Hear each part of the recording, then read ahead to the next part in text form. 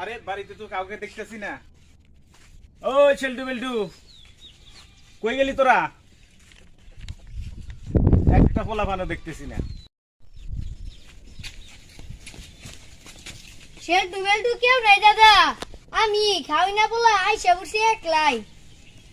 ডাকলাম ছেলটু বেলটু রে, তুই আসলি কেন? ব্যাপার কি? ব্যাপার কিছুই না দাদা, খালি একটু দোয়া করবেন।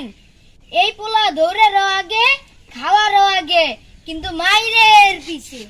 ও দাদা লাগতেছে কান ওই সাইডে দেওস না, দিন দুপুরে বাতি জ্বলে আছে। কান সাইডে দাও, আমি বাতি বন্ধ করতেছি গিয়া। শোন শোন শোন, এদিকে আয়, এদিকে আয়, এদিকে আয়, এদিকে আয়।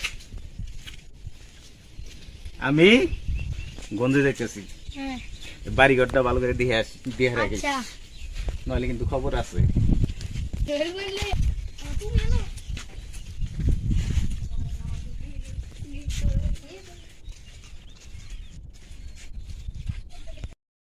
গেলে গিয়া যাই গিয়া লাগাতি সুইচটা বন্ধ করে গিয়া।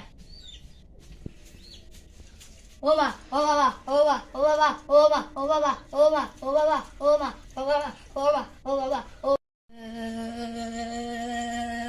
আরে এটা জঙ্গল, এটা করতেছে কেন লাগা? এর ব্রেক ডান্স করতেছে, বাবু থানা ব্রেক ডান্স।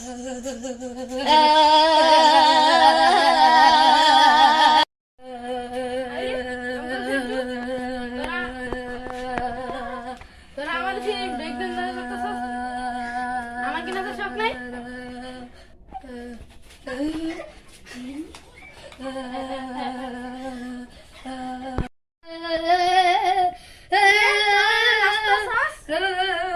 তাড়াতাড়ি নাচ বন্ধ কর, দাদা আইতাছে।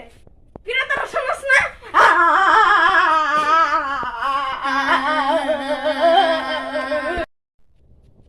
আরে এটা তো বিদ্যুতের তারের সাথে আটকা পড়েছে।